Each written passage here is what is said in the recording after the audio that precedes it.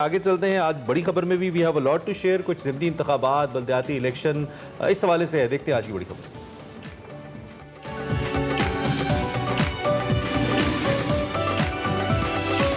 जी जनाब, मौसम तो मुल्क में सर्द हो रहा है, लेकिन सियासी मौसम जो है वो गर्म हो रहा है। गर्म ही रहता है। नहीं, अब ज्यादा हो रहा है। ज़िमनी और बल्दियाती इलेक्शन मुकर्ररा वक्त पर होंगे या नहीं, आज इलेक्शन कमीशन इस बात का फैसला करेगा। मजीद मशावरत के लिए चीफ सेक्रेटरीज पंजाब, केपी और सिंध को बुला लिया गया है, जबकि हुकूमत की 3 माह के लिए ज़िमनी और बल्दियाती इलेक्शन मुलतवी करने की दरख्वास्त पर इजलास भी हुआ। तीनों सूबों के IGs को भी तलब कर लिया गया है और दोपहर 2 बजे होने वाले इजलास में अहम फैसले भी होंगे।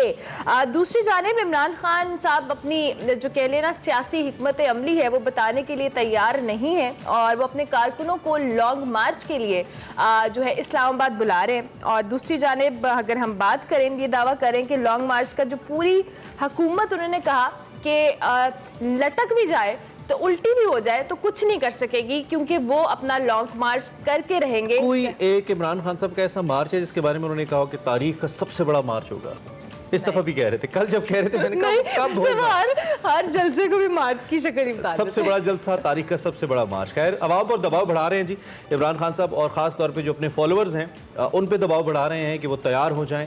इमरान खान जेल भरो तहरीक का ऐलान कर चुके हैं। आज से 14 अक्टूबर और कराची समेत मुख्तलिफ शहरों में जलसे भी करने जा रहे हैं। दूसरी जानिब इसी सिलसिले में आज ननकाना साहब में पावर शो होगा। खान साहब को ये मौका ज़रूर मिल गया सारे टेन्योर के अंदर कि पाकिस्तान का छोटा बड़ा कोई शहर छोड़ा नहीं है उन्होंने, जलसे कर दिए वहाँ पे।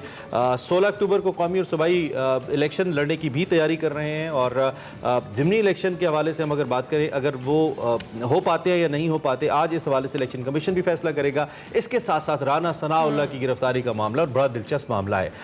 इस्लामाबाद पुलिस और एंटी करप्शन पंजाब इस वक्त आमने सामने है। वफाकी पुलिस ने वज़ीर दाखिला की गिरफ्तारी के लिए किसी भी ताउन से साफ इनकार कर दिया है और राना सनाउल्लाह ने एंटी करप्शन के खिलाफ अदालत जाने का फैसला कर लिया, जो कि खुद वफाकी वज़ीर दाखिला भी हैं इस वक्त। दूसरी जानिब ऑडियो लीक्स का भी खूब चर्चा है। आई मीन पाकिस्तान में भरपूर एंटरटेनमेंट जारी है। आपको कुछ नहीं मिल रहा, आप मुल्क की सियासत पे एक नजर डालें, आप एंटरटेन होते रहिए। बिलीव इट और नॉट, यूट्यूब से ज्यादा ट्विटर पे एंटरटेनमेंट और पाकिस्तानी पॉलिटिक्स की। और अफसोसनाक है इमरान खान की ऑडियो लीक्स, इनके जिम्मेदारों को वो चाहते हैं कि सामने लाया जाए। कल उन्होंने कड़ी तनकीद की और वो इमरान खान जो पहले हमें याद है एक्सप्रेस के एक प्रोग्राम में उन्होंने कहा था कि अगर प्राइम मिनिस्टर को रिकॉर्ड किया जाता तो इसको कि हमारी सिक्योरिटी के लिए।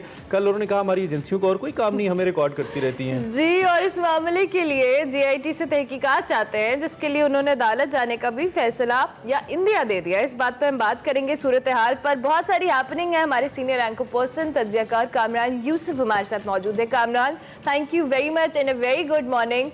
सबसे पहले तो ये जो मुल्क की सियासत है आपको किस जानिब जाती हुई नजर आ रही है? जब भी हम बात करते हैं कुछ ना कुछ सियासत के अंदर एक आधा ट्विस्ट होता ही है। अब ये लॉन्ग मार्च है, ऑडियो लीक्स हैं, ज़िमनी इंतखाबात हैं, बहुत कुछ हो रहा है मुल्क की सियासत में।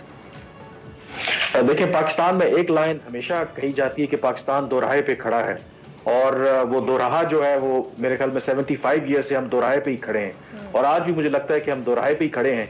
और जो आप तो बल्दियाती इंतखाबात या बाय इलेक्शन या इन चीज़ों की बात कर रहे हैं, आई थिंक जो लार्जर क्वेश्चन है इस वक्त के आगे आइंदा चंद आने वाले हफ्तों में क्या होगा, मुल्क किस तरफ जाएगा, आई थिंक ये ज्यादा इंपॉर्टेंट क्वेश्चन है। बाकी तो मेरा ख्याल है कि जस्ट ये साइड मैचेस हैं।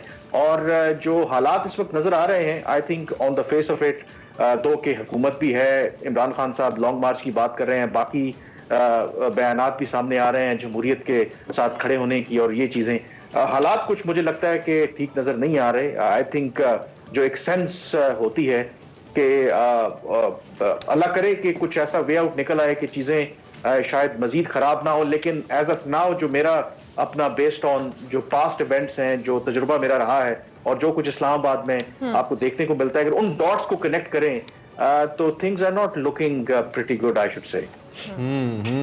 एक स्टेटमेंट आर्मी चीफ की कुछ दिन पहले आई जिसमें उन्होंने कहा कि मैसेज इज क्लियर, हम किसी को भी मुल्क में सियासी तौर पर या माशी तौर पर अदम इस्तेहकाम फैलाने नहीं देंगे।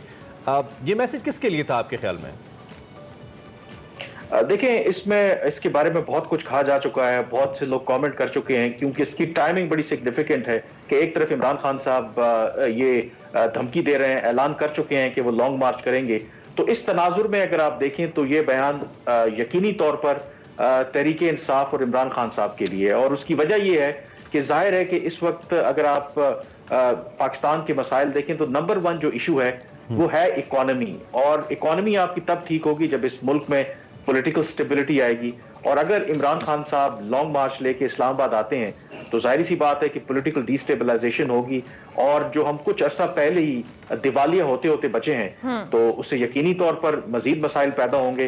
तो आई थिंक मैसेज तो बड़ा वाज़ेह है कि वो तहरीक इंसाफ और उनके लॉन्ग मार्च के लिए है कि ये वक्त नहीं है कि आप इस तरह का कोई कार्रवाई करें, इस तरह का स्टेप लें जिससे फर्दर डिस्टेबलाइजेशन हो। लेकिन मैं एक बात जरूर कहूंगा कि जब इसके ऊपर भी मैंने कमेंट किया था कि ये मैसेज इमरान खान साहब के लिए है, तो मेरे बड़े अच्छे दोस्त हैं, पुराने ब्यूरोक्रेट हैं जिन्होंने पाकिस्तान में इससे पहले इस तरह के पॉलिटिकल क्राइसिस देखे, खास करके 1977 में जो मिलिट्री कू हुआ, तो उन्होंने मुझे कहा कि आप ऐसे बयानात को on the face of it ना देखा करें।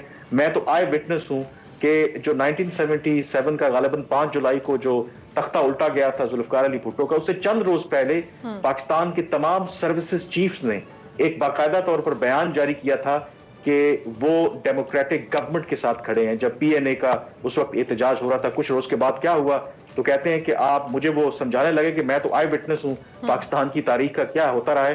तो सम टाइम जो on the face of it जो हम बयानात और जो चीजें देखते हैं उनको नहीं लेना चाहिए। दैट इज वाई मैंने बिगिनिंग में आपसे कहा था कि जो कुछ हो रहा है, जो कुछ बयानात हैं, उससे कदे नजर हालात जो हैं वो मेरे ख्याल में खराब हैं, और दुआ करनी चाहिए कि कोई बीच वाला रास्ता निकल आए और मामलात जो हैं वो ठीक हो जाए। अल्लाह करे कि वो बीच का रास्ता निकले। कामरान, दूसरी जानिब आपने लॉन्ग मार्च का क्या, इमरान खान साहब जब भी कोई इस तरह का जो कह लें कैंपेन चलाते हैं, चाहे वो जलसों की शक्ल में हो, लॉन्ग मार्च की शक्ल में, वो कहते हैं कि ये ऐसा मार्च होगा या ऐसा लॉन्ग मार्च होगा या ऐसा एहतजाज होगा कि जो पहले कभी किसी ने नहीं देखा, सबसे बड़ा जलसा या सबसे बड़ा एहतजाज। आप चूंकि मुल्की सिचुएशन बड़ी डिफरेंट है, सेकेंडली जो मुल्की सियासत की सिचुएशन है वो भी बहुत मुश्किल कह लें और एक कह लें बड़ी डिफरेंट सी है, आपको लगता है कि इमरान खान साहब का ये जो मार्च है लॉन्ग मार्च, ये पहले जो मार्चेस हुए उनसे कितना मुख्तलिफ होगा? क्या कोई इसका इम्पैक्ट होगा इतना पावरफुल कि जिस हवाले से इमरान खान साहब इतने दावे कर रहे हैं? देखिए, इसमें ये जो लॉन्ग मार्च इनका है, इससे पहले 25 मई को भी उन्होंने कॉल दी थी। एक जो बुनियादी फर्क है वो ये जरूर है कि इससे पहले जो वो एहतजाज करते रहे 2014 का धरना, हो बेशक जाहिर है कि वही उनका एक टर्निंग पॉइंट था उनकी पॉलिटिक्स की बात करें दो कि इमीडिएटली उस वक्त तो रिजल्ट नहीं आए। उस वक्त आपको पता है कि ये बात तो एक ओपन सीक्रेट है कि एस्टेब्लिशमेंट की उनको सपोर्ट हासिल थी। इस दफा वो उस तरह से लाडले नहीं है, दो कि पीएमएलएन का ख्याल है कि शायद अभी भी वो लाडले हैं, कहीं ना कहीं सिस्टम के अंदर से उनको सपोर्ट मिलती है। एक तो ये बहुत बड़ा फर्क है, क्योंकि इससे पहले आपने आर्मी चीफ की स्टेटमेंट का भी जिक्र किया कि इस दफा he is on the wrong side of the story. इससे पहले मामलात कुछ और थे। एक तो ये चीज, दूसरा जहां तक उनके बयान का ताल्लुक है, मुझे लगता है कि इमरान खान साहब का एक खासा रहा है, और वो खुद कहते भी हैं प्राइवेट मीटिंग्स में कि सम टाइम बहुत से ऐसे काम है जो ब्लफ करने से निकल आते हैं। आप थ्रेट करें तो शायद आपको वो एक्चुअल जो थ्रेट देते हैं उसको एग्जीक्यूट करने की जरूरत ना पड़े। तो मुझे लगता है कि ये उनका कहना कि जी लेकिन कामरान एक डिफरेंस होगा, एक और भी है कामरान, और वो है 2014 में भी और इससे पहले वाली 25 मई की कॉल में भी इमरान खान साहब की हुकूमत नहीं थी पंजाब में। अब पंजाब में हुकूमत है, कश्मीर में हुकूमत है और खैबर पख्तूनख्वा में हुकूमत है, और यही तीनों इलाके हैं जिन्होंने घेर रखा है फेडरल कैपिटल इस्लामाबाद को।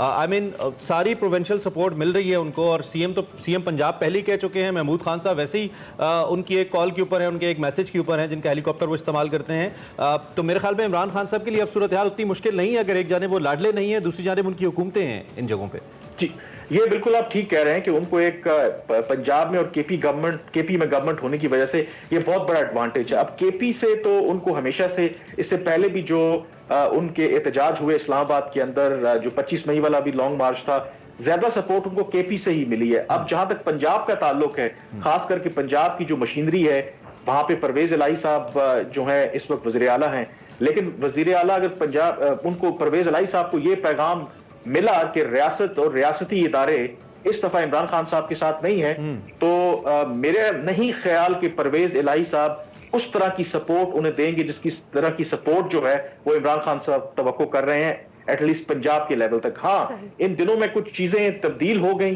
कुछ सपोर्ट इमरान खान साहब को मिलना शुरू की, then it's a different story. लेकिन अदरवाइज पंजाब के अंदर से मुझे नहीं लगता कि जो परवेज इलाही साहब वो I think he is sensible enough कि वो इस तरह की काम करेंगे कि वो रियासती इदारों के खिलाफ जाएंगे। तो पंजाब से कम मुझे नहीं लगता कि उस तरह की उनको सपोर्ट मिलेगी। केपी से जरूर उनको सपोर्ट मिलेगी, लेकिन अभी भी लेकिन Kamran, sorry to cut you, Pervez Elahi ये तो नहीं कर सकते ना कि जिन रस्तों से पंजाब से लोगों ने निकलना है जुलूस लेकर, वहां पे पुलिस खड़ी कर दें या कंटेनर लगा दें, तो यही बहुत बड़ी सपोर्ट है कि उनको रोका ना जाए।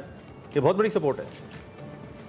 ठीक है, ये 2014 में भी आपको याद होगा कि ये बहुत ज्यादा तनकीद पीएमएलएन के ऊपर हुई थी कि उनको लाहौर से निकलने नहीं देना चाहिए था। आपको याद है कि उन्होंने तो उधर से फ्री हैंड दिया था कि ठीक है इनको आने दिया जाए इस्लामाबाद में। तो उससे कोई इतना, और मुझे नहीं लगता कि इस्लामाबाद के अंदर भी कंटेनर्स लगा के, अगर आप कंटेनर्स लगा भी लें, मतलब मुझे जितना मौका मिला, जो भी लॉन्ग मार्चेस हुए, लॉयर्स मूवमेंट थी, नवाज शरीफ का आपका लॉन्ग मार्च था, उसके अलावा इमरान खान साहब का, ताहिरुल कादरी का, हर दफा कंटेनर्स लगाए जाते हैं, जीटी रोड मोटरवे बंद की जाती है, लेकिन ये हरबे कामयाब नहीं होते एवेंचुअली, क्योंकि आपके पास 5-10 हजार का क्राउड हो, क्रेन हो, आप उसको रिमूव कर देते हैं। तो उससे मुझे नहीं लगता कि फर्क पड़ेगा। असल जो फर्क पड़ेगा कि क्या इमरान खान साहब इस्लामाबाद में आके ऐसा क्या करेंगे, क्योंकि माजी में कभी भी धरनों की वजह से हुकूमतें नहीं गई। मेरा ख्याल है कि वो एक क्राइसिस ऐसा क्रिएट करना चाहते हैं, एक ऐसा डेडलॉक क्रिएट करना चाहते हैं जहां पे अगेन जो एस्टैब्लिशमेंट इंटरवीन करे, और जब इंटरवीन करे तो फिर को गिव एंड टेक, और उसके अंदर उसको कोई फेस सेविंग मिल जाए। ठीक हो गया। कामन, इनमें क्विकली ऑडियो लीक्स के हवाले से, पहले शहबाज शरीफ साहब की ऑडियो लीक आई, उसके बाद अब इमरान खान साहब की आई। अब इमरान खान साहब कह रहे हैं जी मैं अदालत जाऊंगा अगर इनके जिम्मेदारों को गिरफ्तार ना किया गया। सो क्या लगता है कि ये ऑडियो लीक्स का जो एक ट्रेंड है अव्वल तो, और उसके बाद अब ये जो इमरान खान साहब मुतालबा कर रहे हैं, क्या ये पॉसिबल होगा? मुझे नहीं लगता जी बिल्कुल ये पॉसिबल होगा कि इसका जो गवर्नमेंट भी इंक्वायरी कर रही है, और जो इमरान खान साहब ने जो जेआईटी खेलने का अब मुतालबा किया है, इसका कोई वे आउट निकलेगा, क्योंकि इसके अंदर बहुत सी पेचीदगियां हैं। मुझे नहीं लगता कि इवन कि ये गवर्नमेंट भी संजीदा है कि इसकी ऐसी एक इम्पार्शियल इंक्वायरी की जाए कि उन लोगों तक पहुंचा जाए कि कौन इनके पीछे। और रही बात इमरान खान साहब की, तो अनदर जो यू टर्न है, जो कॉल ऑफ फेल में तजाद है, जब वो वज़ीर आज़म थे उनसे सवाल हुआ, आपने खुद भी जिक्र किया था, उसमें बड़ा वाज़ेह कहा कि ये तो इंटेलिजेंस एजेंसीज का काम है। सिक्योरिटी के लिए टाइम ऑलमोस्ट खत्म हो गया। एक फाइनल कमेंट मुझे राना सनाउल्लाह साहब के हवाले से भी, आप चूंकि इस्लामाबाद में चीजों को देख रहे हैं, खुद वजीर दाखिला हैं, वारंट निकले में उनके, क्या कहेंगे?